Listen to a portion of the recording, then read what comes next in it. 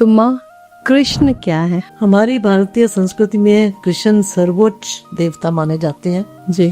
16 कला संपूर्ण। राम भी कम नहीं थे, लेकिन कृष्ण ने हर तरह से उन्होंने छल कपट भी किया, लेकिन समझ सिखाने के लिए, धर्म की स्थापना करने के लिए।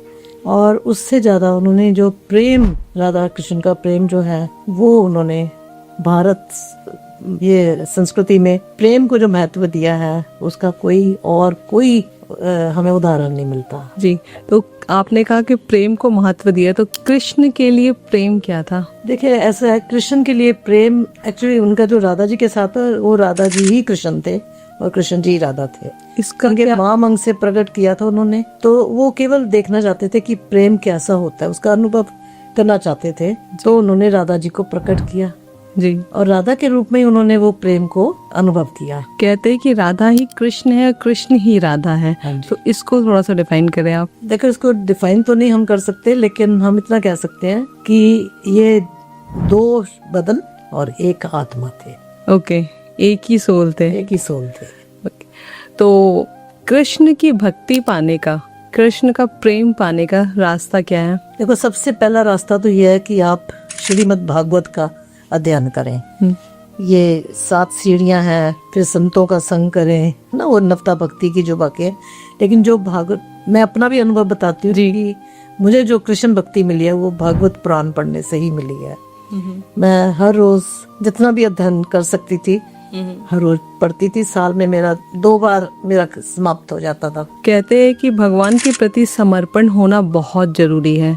तो हम लोग कहीं ना कहीं चीजों में फंसे रहते हैं और शायद पूर्ण समर्पण नहीं कर पाते हैं।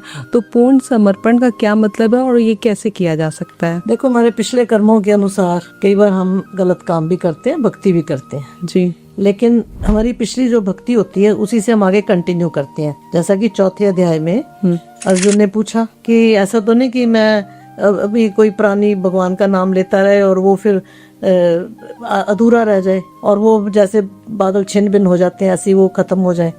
तो कृष्ण कहते नहीं, भक्ति कभी खत्म नहीं होती है। आपके पिछले जन्म के जो संस्कार हैं, फिर मैं ऐसे घर में, विधाता ऐसे घर में आपको जन्म देता है जहाँ पर आप फिर से वहीं से शुरू करते हो।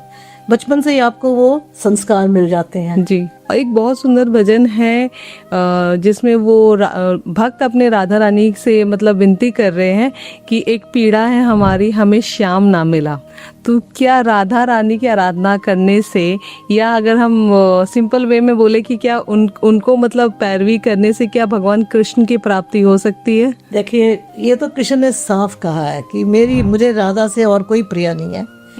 तो इसकी एक छोटी सी मैं आपको कथा सुनाती हूँ, शायद आप जानते भी होंगे। गोकुल में एक मोर रहता था, वो कृष्ण जी के प्रति बहुत आकर्षित था और जप करता रहता था।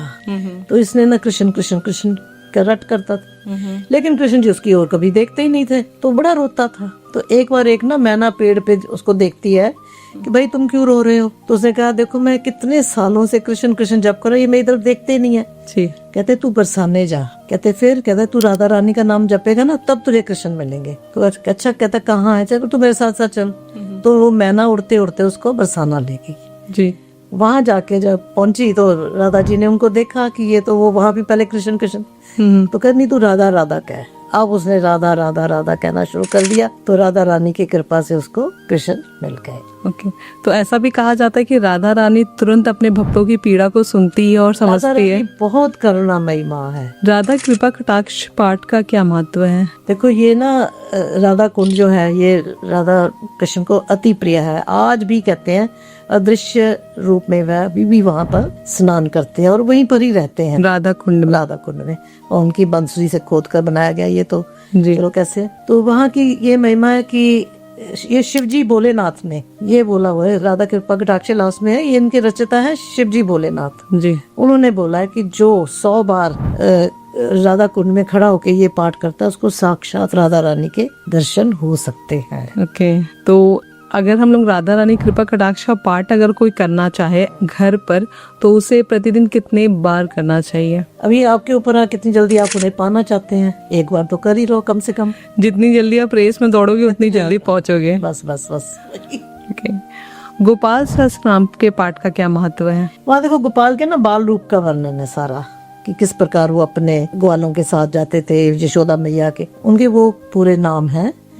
और वो तो है ही, गोपाल तो है ही अपने प्रिय